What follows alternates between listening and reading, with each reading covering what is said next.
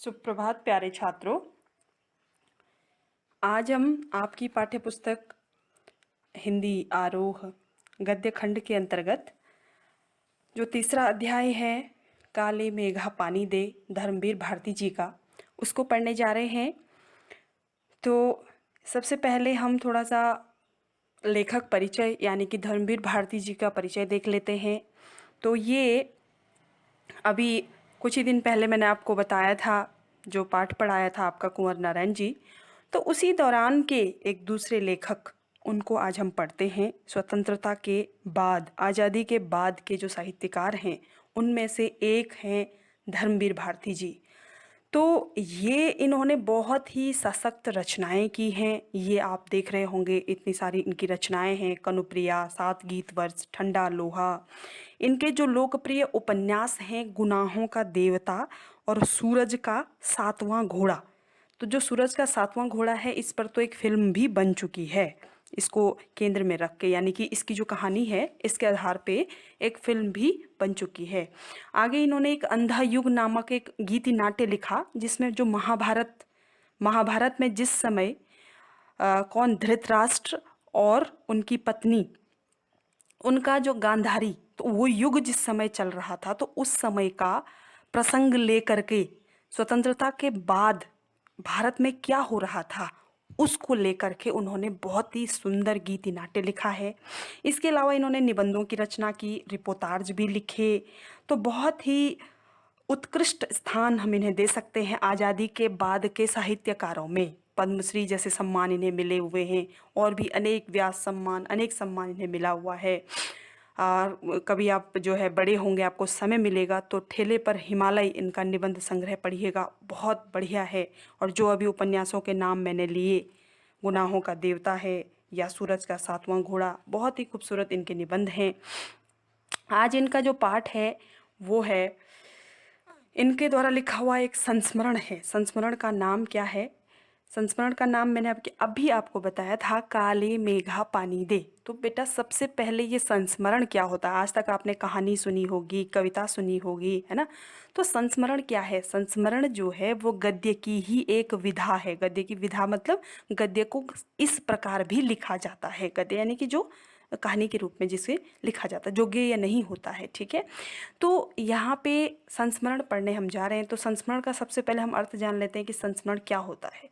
संस्मरण, जब कोई लेखक अपनी स्मृति पर आधारित कोई लेख लिखता है। अब आप, स्मृति क्या होता है? स्मृति मतलब याद। याद यानी कि हमारी मानस पटल पर, हमारी स्मृति पर, हमारी याद में, हमारे मन में किसी की क्या होती है, कोई भी घटना या कोई व्यक्ति इस प्रकार से छप जाता है कि हम भविष्य में उस पर आधारित कोई लेख लिखते हैं, ठीक है ना।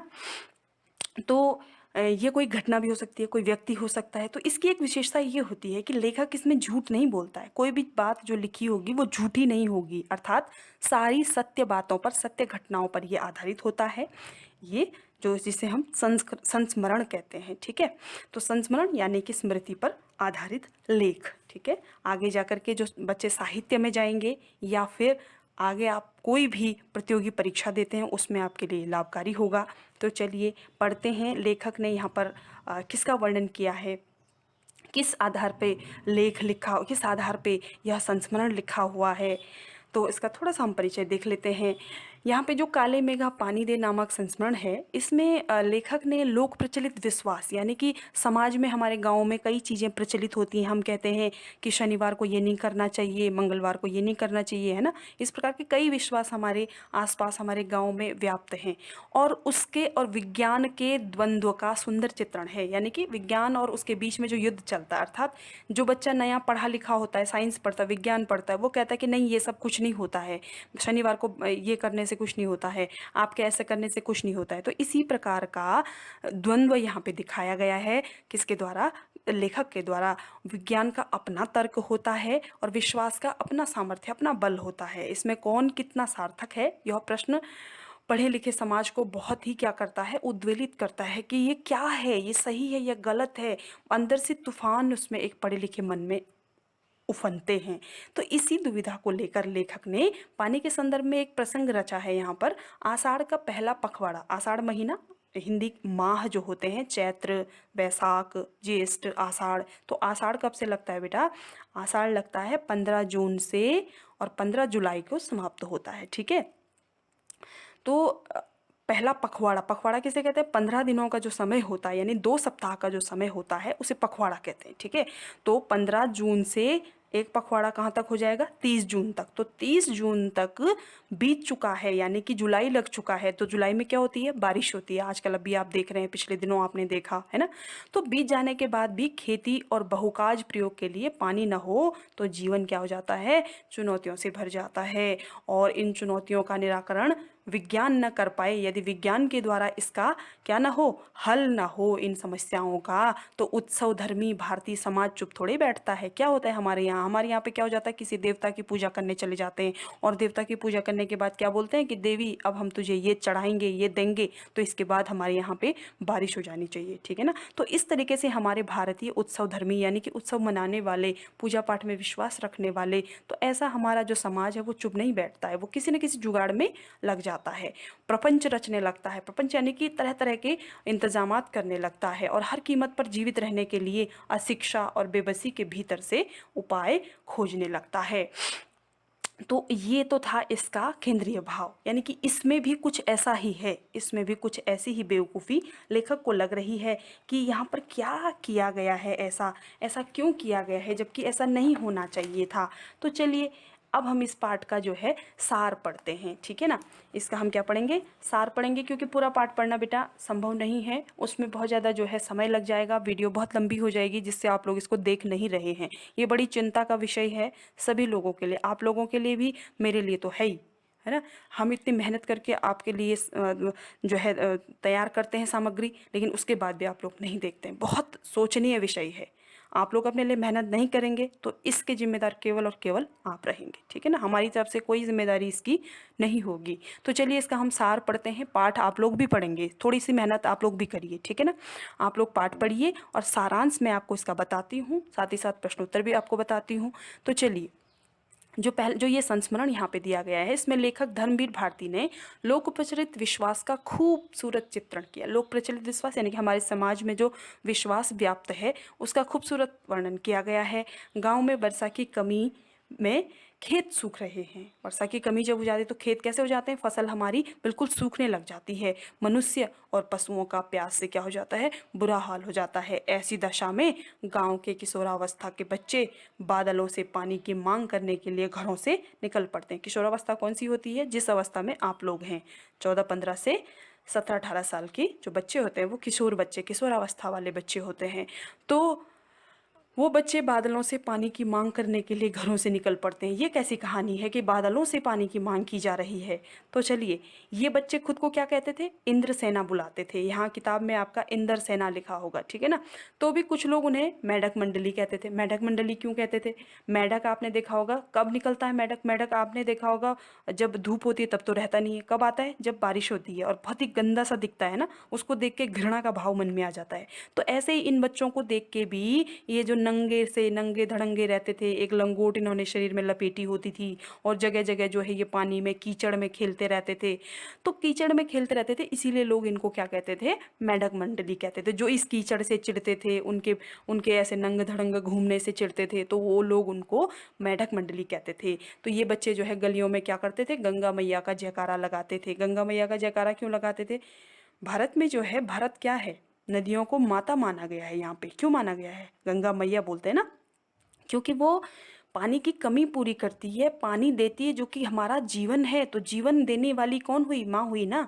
हाँ, तो जयकारा लगाते थे। आकाश में उमड़े जो काले काले बादल थे, उनसे वर्षा की प्रार्थना करते थे। और यहाँ के लोगों की ऐसी मान्यता थी कि बच्चे जब ऐसा करते हैं तो बादल क्या करेंगे? प्रसन्न हो जाएंगे और जरूर वर्षा करेंगे। ऐसा यहाँ के लोग मानते थे, गांव के लोग मानते थे। लेखक अपने बचपन की बात बता रहे हैं, जब वो छोटे थे, किशोर थे, अर्थात उन्हीं की उम्र के थे, 14, 15, 16, 17 साल के, उसी उम्र के थे। तो उस समय की वो बात बता रहे हैं। तो आगे चलिए, फिर क्या होता है? गर्मी की ऋतु, एक तो गर्मियों के दिनों में पानी की कैसी त्राही त्राही होती है ना, तो ऐसे में लोगों ने अंदर पानी रखा रहता था।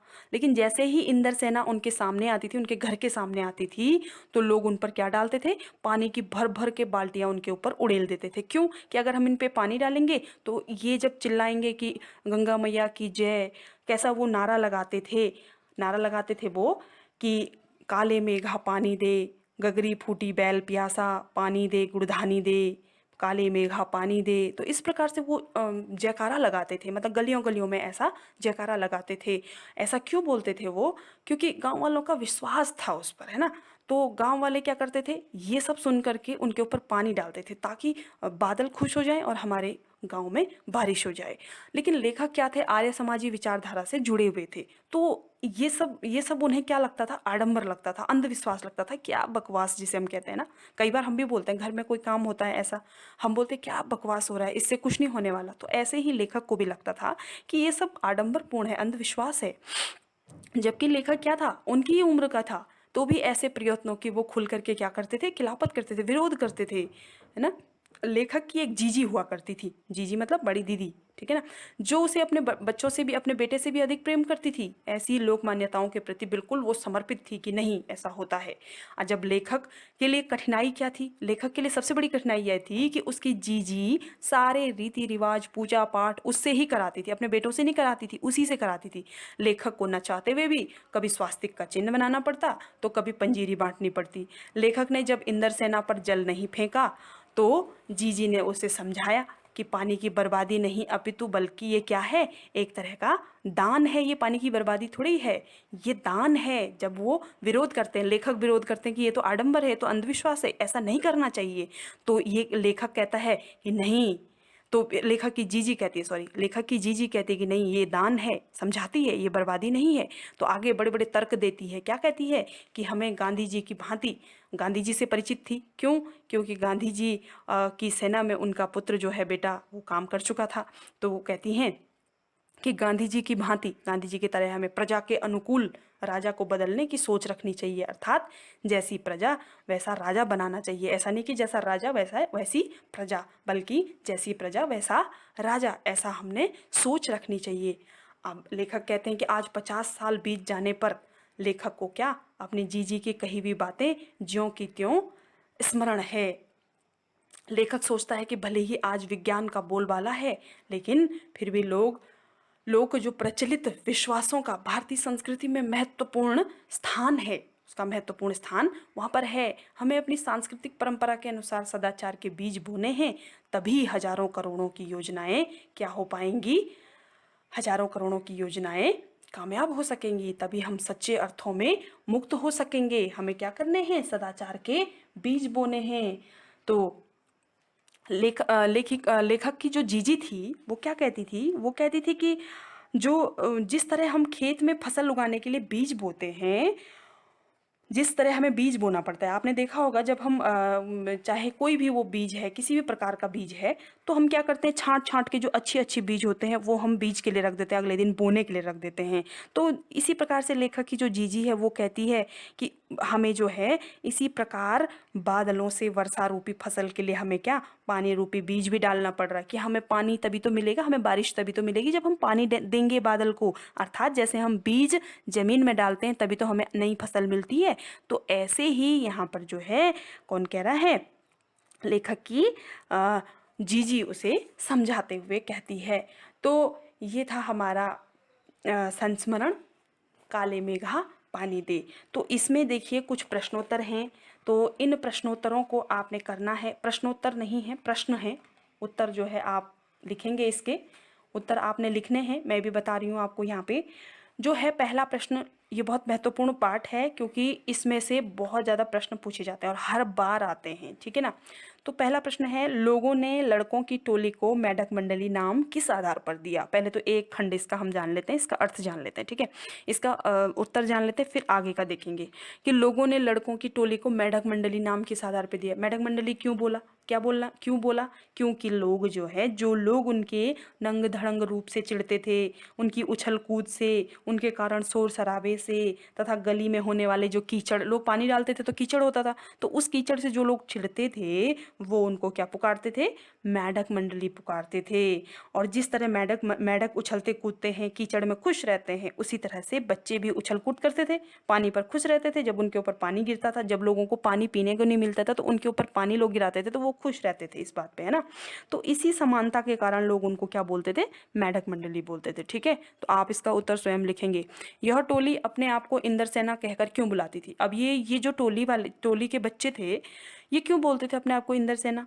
इसलिए बोलते थे क्योंकि भारतीय संस्कृति में ऐसी मान्यता है। क्या है हमारी संस्कृति में मान्यता? यह है कि वर्षा जो है वो इंद्र के प्रभाव से होती है। वर्षा के देवता किसको माना जाता है? इंद्र देवता को माना जाता है ना। तथा बादल जो है वो वर्षा लाने वाली इंद्र की सेना है। जो ये बादल हैं आसमान में, वे क्या हैं? इंद्र की सेना है। तो किशोरावस्था के बच्चों की टोली कीचड़ में लथपथ होके बरसात के लिए बादलों से पुकार लगाती थी, और इसी इसी आधार पे वो अपने आप को कहती थी कि हम भी जो है बारिश लाने वाले हैं, तो हम भी क्या हैं? इंद्र की सेना है। ठीक है, अब दूसरा प्रश्न जो है, जीजी ने इंद्र सेना पर पानी फेंके जाने को किस तरह सही ठहराया? अब जो जीजी थी लेखक की, उसने इंद्र सेना पर पानी फेंकने को किस तरह सही ठहराया? जबकि लेखक कहते थे कि नहीं ये सही नहीं है, लेकिन उसकी जीजी ने बोला कि नहीं ठीक है, ये सही है, ऐसा होना चाहिए। तो क्यों बोला? उसकी जीजी जो थी लेखक की, उसने बताया कि जिस प्रकार किसान खेत में फसल पाने के लिए पहले उसमें क्या बोता है? बीज बोता है। ठीक है, एक प्रकार से वो अपने पास के जो अच्छे अच्छे बीज होते हैं उसको पहले खेत में डालता है, खेत में फेंकता है। उसी तरह हम अपने घर का पानी पहले इन बच्चों की टोली पर फेंकते हैं, और इस प्रकार हम गलियों में पानी के बीज बोते हैं, और फिर हम वर्षा की फसल बादलों से मांगते हैं। ठीक है, तो ये हो जाएगा। अगला जो प्रश्न है, पानी दे गुड़धानी दे, मेघों से पानी के साथ साथ गुड़धानी की मांग क्यों की जा रही है? देखो बेटे, गुड़धानी क्या होता है? गुड़धानी होता है, आपने देखा होगा, चना देखा आपने, चने और गुड़ से बनाया हुआ एक लड्डू टाइप का होता है, उसी को गुड़धानी कहते हैं। तो आप देखेंगे इसमें कि पानी दे गुड़धानी दे क्यों मांगा जा रहा है? पानी तो मांगा जा रहा है, लेकिन उसके साथ साथ गुड़धानी क्यों मांगा जा रहा है? तो बच्चों की जो टोली थी वो सब एक स्वर में बादलों से पुकार लगाती कि हे बादलों, हमें पानी दो, गुड़धानी दो। बादल बरसेंगे तो क्या हो जाएगा? सूखे खेत गीले हो जाएंगे, सूखे खेतों में पानी वापस लौट आएगा, अर्थात उसमें हरियाली लौट आएगी। तो खेतों में चने, वो गेहूं की फसल उगेगी, उसमें गन्ने की फसल उगेगी। और जब गेहूं की फसल उगेगी, चने की फसल उगेगी, तो उसमें से क्या होगा? गेहूं से आटा निकलेगा, ठीक है, और चने से चना निकलेगा, और जब गन्ने की फसल होगी तो उससे गुड़ बनेगा, है ना। तो इससे क्या बनेगी? गुड़धानी बनेगी। ठीक है, तो गुड़धानी का प्राप्त होना तथा न होना किस पे आश्रित था? बादलों पे। तो गुड़धानी एक तरीके से बच्चों को बहुत पसंद होती है, तो इसीलिए वो गुड़धानी का यहाँ पे जिक्र कर रहे हैं। ठीक है, फिर आगे देखिए, अगला जो प्रश्न है, गगरी फूटी बैल प्यासा, इंद्रसेना के इस खेल गीत में बैलों के प्यासा रहने की बात क्यों मुखरित हुई है? अब देखो यहाँ पर क्या बोल रहे हैं कि गगरी फूटी बैल प्यासा, इस तरीके से वो जब गाना गा रहे थे तो उसमें उनका जो खेल गीत था, जब वो इधर उधर घूम रहे थे गलियों गलियों में, तो यह लोक प्रचलित जो है धारणा है कि बैल के जल पी लेने पर क्या हो जाता है? खाद्यान्न के भंडार भर जाते हैं। बैलों का प्यासा रहना शुभ नहीं होता है। कहते हैं कि अकाल पड़ जाती है, जब बैल प्यासे रहते हैं तो उस समय क्या हो जाता है? अकाल पड़ जाता है। लेकिन जब बैल जो है खूब जी भर के पानी पी लेते हैं तो खाद्यान्न के भंडार भर जाते हैं। ये हमारे भारत की एक बहुत प्रचलित धारणा है, गाँव में किसान लोग इसको मानते हैं। ठीक है ना। तो इंद्रसेना बादलों से प्यासे बैलों की दुहाई देती थी कि तुम इन पे तो दया खाओ, तो इन पे तो दया करो, जिससे वर्षा होने पर प्यासे बैलों की प्यास बुझ जाएगी तथा उनके खाद्यान्न भंडार अपने आप भर जाएंगे। क्योंकि वो उस विश्वास पे आश्रित था ना कि जब बैल जो है पानी पी लेंगे उनकी प्यास बुझ जाएगी। जो उनकी प्यास बुझ जाएगी तो फिर क्या हो जाएगा? हमारे खाद्यान्न के भंडार अपने आप ही भर जाएंगे। तो बैल यहाँ पर खेती का भी प्रतीकार्थ हो सकता है, खेती का, यानी कि खेत अगर हरे भरे हो जाएंगे तो अपने आप ही हमारे खाद्यान्नों के भंडार भर जाएंगे, यानी कि हमारे पास अन्न के भंडार भर जाएंगे।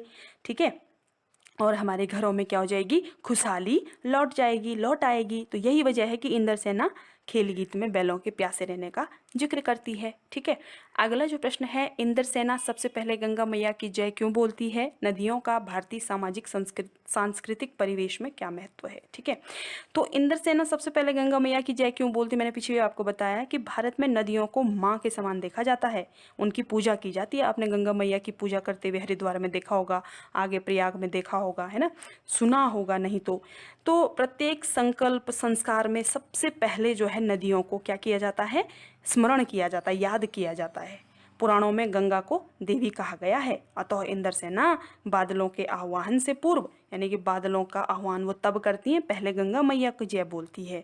तो भारतवर्ष की 80% जनसंख्या क्या रहती है, वो नदी घाटी क्षेत्रों में निवास करती है। समझ में आ रहा है आपके? हाँ, तो उनका जो सांस्कृतिक जीवन है वो नदियों पे ही आश्रित होता है, एक तरीके से हम ये कह सकते हैं। तो नदियों के तट पर ही जो नगरीय सभ्यता थी वो विकसित हुई। आप अगर इतिहास को थोड़ा खोल के देखिए, इतिहास को पढ़िए, तो जो नदी के आसपास ही सभ्यताएं विकसित हुई, चाहे वो हड़प्पा है ना। तो इस प्रकार से तीर्थों और मंदिरों की स्थापना भी कहाँ हुई, नदियों के किनारे हुई, हुई कि नहीं हुई, है ना। आप इतिहास में देख लीजिए, चाहे आप जो है उसमें देख लीजिए, चित्र देख लीजिए, कहीं के भी किसी भी तीर्थ स्थल के चित्र देख लीजिए, चाहे आप ऋषिकेश का देख लो, चाहे आप देहरादून सॉरी हरिद्वार का देख लो, चाहे आप प्रयाग का देख लो, है ना, तो वो कहाँ है, सब नदियों के किनारे हैं, नदियों के तट पर हैं। तो नदियाँ हमारे संस्कारों में क्या है, रची हुई है, बसी हुई है, उसको हम नहीं भूल सकते हैं। नदियों की कमी से हमारी संस्कृति क्या हो जाएगी, ऐसा लगता है, ऐसा माना जाता है कि नदियाँ अगर कम हो गई तो हमारी संस्कृति बिखर जाएगी, वो विच्छिन्न हो जाएगी, वो नहीं रहेगी जो है। नदियों के तटों पर लगने वाले जो मेले हैं वो सामाजिक एकता में मददगार होते हैं। अभी कुंभ मेला जो लगता है ना, कुंभ मेला जानते हैं आप, उसमें क्या होता है कि सामाजिक एकता बनी रहती है, ऐसा माना जाता है। तो इस आधार पर हम कह सकते हैं कि नदियों का भारतीय सामाजिक परिवेश, सामाजिक सांस्कृतिक परिवेश में बहुत ज़्यादा महत्व है। इसके बिना कुछ भी संभव नहीं हो पाएगा। तो इसमें इतना ही, बाकी आप मुझे इन प्रश्नों के उत्तर लिखकर मुझे भेजेंगे, और बाकी जो मैं आपको भेजूंगी उसको भी आपको अपनी कॉपी पर करना है। इतना आपको करना पड़ेगा बेटा, वरना नहीं हो पाएगा। ठीक है, चलिए, धन्यवाद।